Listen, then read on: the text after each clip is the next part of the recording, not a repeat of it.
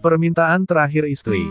Episode 16. Rayuan sekretaris cantik. Sesampainya di ruang makan Diarah hanya diam saja. Gideon langsung menatap kesal pada Diarah tapi Diarah hanya diam tanpa berkutik. Tahan Diarah, kamu tidak boleh lemah.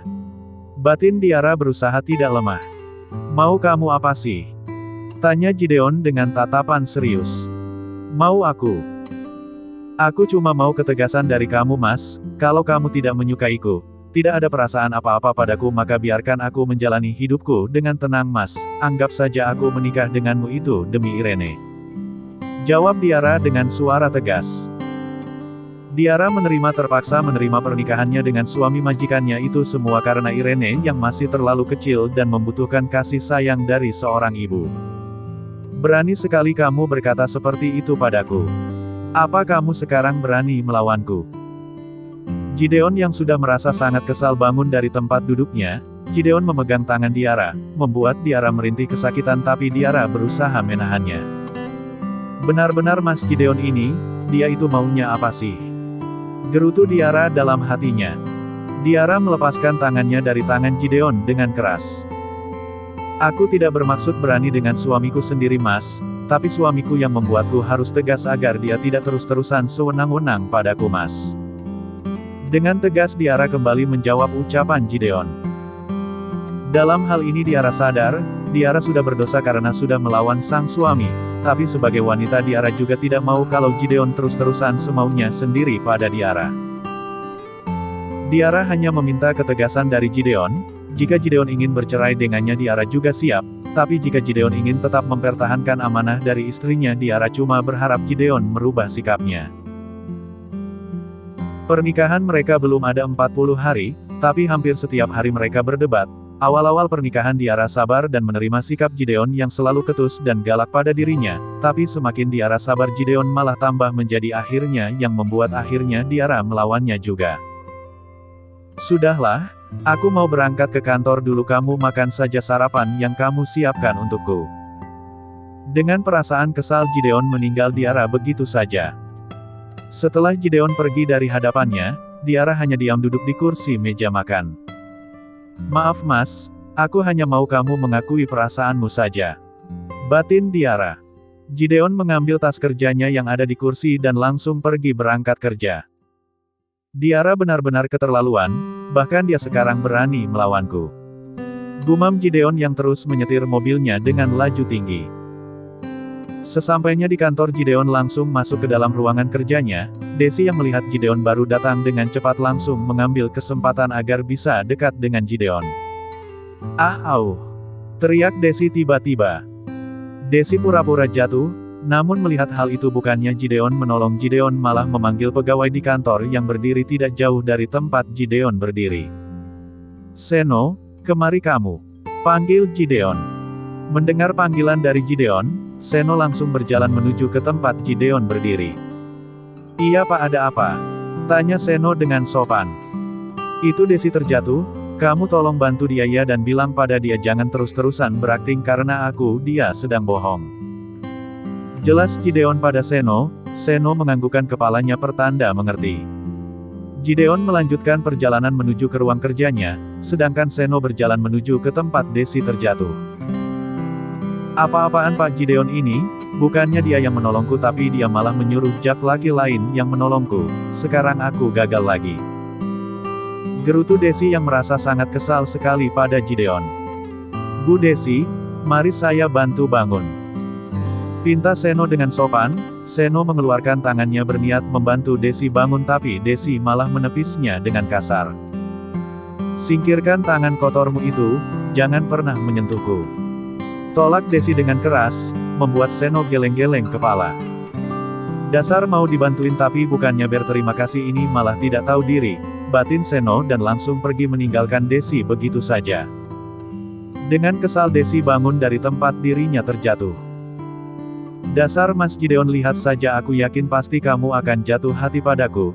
Jangan sombong Mas, yang namanya kucing dikasih ikan pasti akan dimakan. Batin Desi dengan penuh kekesalannya. Desi pergi menuju ke ruangan kerjanya. Seno terus melihat Desi, bahkan Seno melihat Desi ingin sekali tertawa. Emang enak? Makanya jadi wanita itu harus punya akhlak, jadi tidak malu sendiri.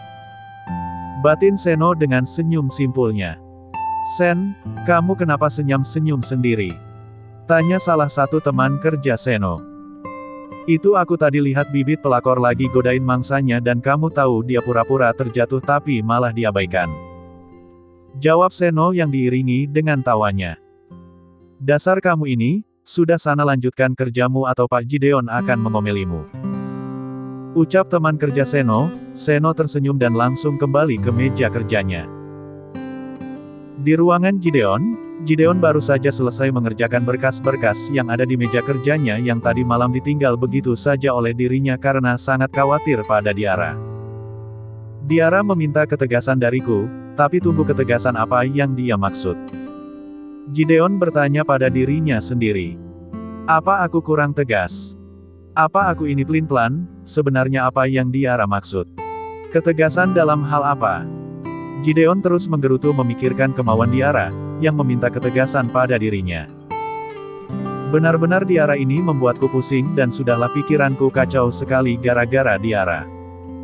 Ucap Gideon sambil terus menggaruk kepalanya yang tidak gatal. Gideon tidak paham apa yang dimaksud oleh Diara. Diara meminta ketegasan pada Gideon tapi Gideon juga bingung sebenarnya ketegasan dalam apa yang Diara minta.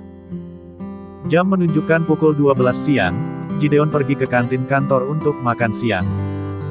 Aku lapar gara-gara tadi pagi tidak sarapan. Gumam Gideon. Salah Gideon sudah disiapkan sarapan pagi oleh istrinya yang masih muda dan cantik, tapi malah tidak mau jadi laparkan. Gideon sedang menunggu pesanan makanan dan tiba-tiba Desi duduk di kursi tepat depan Gideon tanpa permisi.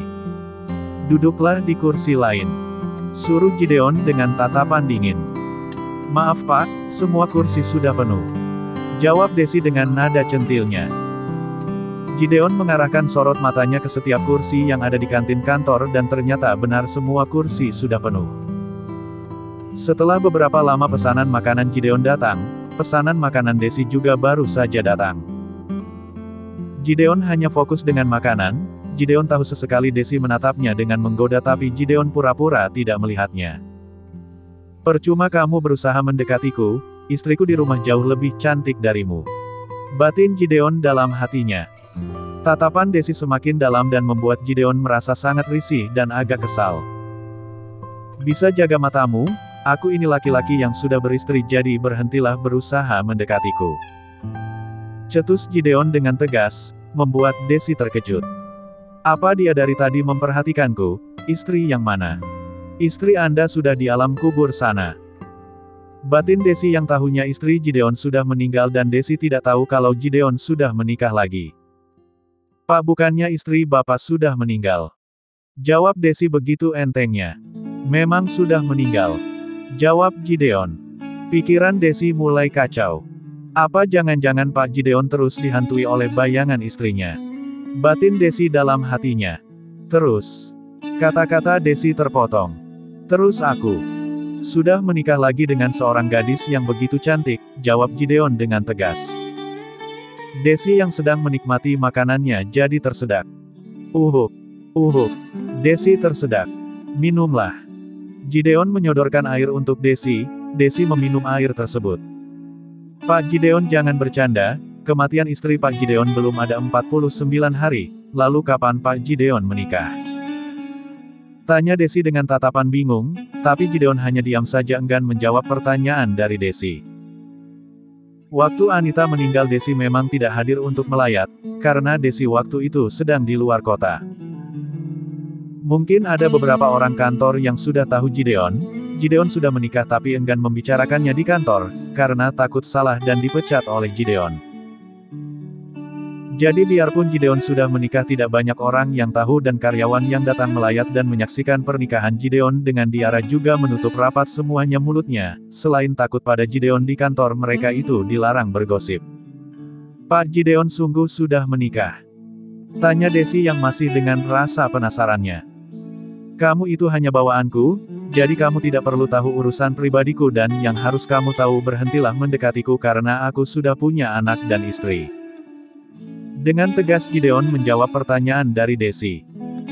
Desi merasa begitu geram, ingin rasanya Desi menamparkan pipi mulus Gideon.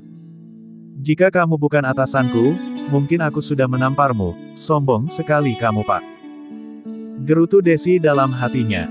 Carilah laki-laki lain yang masih lajang.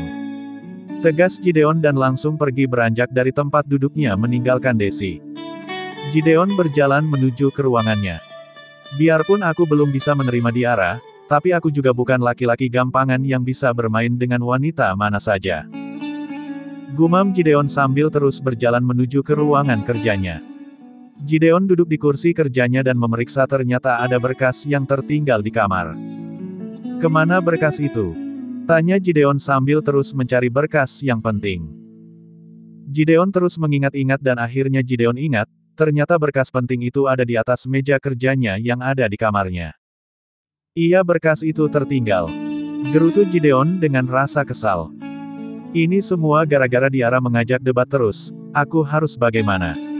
Aku tidak mungkinkan menyuruh Desi mengambil berkas itu ke rumah. Batin Gideon semakin kacau gara-gara berkasnya tertinggal di rumah. Berkas yang tertinggal di rumahnya adalah berkas penting untuk meeting siang ini dengan klien. Sudahlah, aku telepon Diara saja untuk mengantarnya. Lagian kan Diara juga duduk doang di rumah, tidak ada Irene juga, sekalian aku suruh dia menungguku pulang kerja, jadi aku suruh dia naik taksi saja. Pikiran Gideon penuh dengan ide mulus agar bisa dekat dengan Diara. Aku akan menelponnya sekarang. Ucap Gideon yang dengan cepat merogoh ponselnya yang ada di dalam saku celananya. Gideon menggeser layar ponselnya, lalu menekan no Diara untuk menelponnya. Mendengar ponselnya berdering, Diara mengambilnya. Diara melihat ada telepon dari Gideon. Mas Gideon tumben menelponku. Aku angkat tidak ya? Tapi angkat sajalah, takut ada penting. Gumam Diara dalam hatinya. Diara mengangkat telepon dari Gideon. Halo mas, ada apa? Tanya Diara. Kamu sedang berbaring di atas kasur kan? Daripada kamu hanya berbaring dan tidak ada kerjaan, cepat ke kantor aku. Jawab Gideon. Ke kantor mas, untuk apa? Tanya Diara karena Gideon tidak memberitahu untuk apa menyuruh Diara ke kantornya. Bukan untuk menemuiku, tapi untuk mengantarkan berkas penting yang tertinggal di atas meja kerjaku di kamar. Kamu ambillah dan bawa ke kantorku. Oh iya, kamu naik taksi saja perginya. Dengan panjang lebar Gideon menjelaskan pada Diara. Baiklah mas. Jawab Diara singkat dan langsing mematikan saluran ponselnya tanpa berpamitan dengan Gideon lebih dulu. Diara langsung pergi ke kamar Gideon untuk mengambil berkas tersebut dan mengatakannya ke kantor Gideon. Setelah diambil, Diara langsung pergi menuju ke kantor Gideon naik taksi. Di kantor Gideon, Gideon merasa kesal pada Diara, karena Diara mematikan saluran teleponnya begitu saja. Suami menelpon main matikan begitu saja, bukannya berpamitan atau apalah, ini mah tidak sama sekali. Gideon terus ngedumel dalam hatinya. Awas saja nanti kalau dia sampai. Ucap Gideon tentunya dengan penuh ide.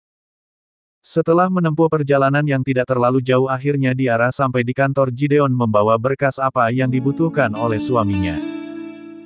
Diara masuk ke dalam kantor Gideon, lalu ada satpam yang menghampirinya. Maaf mbak, ada yang bisa saya bantu? Tanya satpam kantor Gideon dengan sopan. Saya mau mengantar berkas ini pada Pak Gideon. Jelas Diara sambil menunjukkan berkas yang dirinya bawa. Maaf mbak, mbak sebelumnya sudah membuat janji belum dengan Pak Gideon? Tanya satpam kantor Gideon. Diara terdiam. Janji? Apa aku harus membuat janji untuk bertemu dengan suamiku sendiri? Aku lupa aku hanya istri, sambung Mas Gideon, dan di kantor ini pasti tidak kenal denganku. Batin Diara dalam hatinya. Iya, di kantor Gideon tidak semua orang mengenal Diara, karena pernikahan Diara dan Gideon yang tidak disaksikan banyak orang waktu itu, dan karyawan kantor Gideon juga hanya beberapa yang menyaksikan pernikahan Gideon dan Diara, jadi tidak banyak yang tahu. Dia tidak perlu membuat janji untuk bertemu denganku. Ucap Gideon tiba-tiba yang ternyata dari tadi melihat dan mendengar Diara sedang berbincang dengan satpam kantornya. Maaf pak. Satpam tersebut meminta maaf pada Gideon. Lanjutkan pekerjaanmu. Diara ikut ke ruanganku. Ucap Gideon dengan tatapan kesal pada satpam yang tadi berbincang dengan Diara. Baik Pak. Jawab satpam tersebut dan langsung berlalu dari hadapan Gideon dan Diara untuk melanjutkan pekerjaannya. Melihat banyak karyawan lain menatap Diara membuat Gideon agak kesal, dan membentak mereka dengan kesal. Kalian lanjutkan pekerjaan kalian. Seno jaga matamu atau aku akan mencolok kedua matamu. Bentak Gideon yang sekaligus memberikan peringatan pada Seno yang dari tadi terus menatap Diara membuat Gideon sangat kesal. Seno langsung mengalihkan pandangannya dengan cepat, Gideon langsung menarik tangan Diara untuk masuk ke dalam ruangannya. Tundukkan kepalamu, jangan melihat laki-laki lain selain aku, pinta Gideon dengan jutek. Mas, kalau aku jalannya menunduk aku bisa jatuh. Bantah Diara dengan lirih. Turuti apa perintahku dan jangan membantahku. Tegas Gideon dan akhirnya Diara jalan menundukkan kepalanya, karena tidak boleh melihat laki-laki lain oleh Gideon. Dasar manusia aneh, bilang saja mas kamu itu cemburu atau kamu takut aku ditaksir oleh laki-laki lain. Gerutu Diara yang ternyata didengar oleh Gideon. Aku ini suamimu, wajarlah jika aku melarang istriku melirik laki-laki lain selain aku, ucap Gideon tiba-tiba, membuat Diara kaget. Dia mendengar gerutuan aku ternyata. Batin Diara dalam hatinya. Suami. Sejak kapan kamu mengakuiku menjadi istrimu? Lagi-lagi pertanyaan Diara membuat hati Gideon begitu tersentak, Gideon dengan keras membuka pintu ruangan kerjanya. Gideon menutup kembali pintu ruangannya, dan langsung mendorong Diara ke tembok. Gideon mengunci tubuh Diara dengan tubuh kekarnya membuat Diara tidak bisa bergerak sama sekali. Mas kamu mau apa? Tanya Diara yang sudah menjatuhkan berkas yang ada di tangannya ke lantai. Diara berniat mengambilnya tapi Gideon dengan cepat memegang dagu Diara dengan tangannya. Mas kamu mau apa? Tanya Diara lagi. Kamu ingin aku mengakuimu sebagai istriku kan? Mari kita lakukan itu sekarang. Dengan tatapan tajam Gideon terus menatap Diara, bahkan Gideon membelai-belai rambut Diara dengan tangannya. Lakukan apa mas? Bersambung.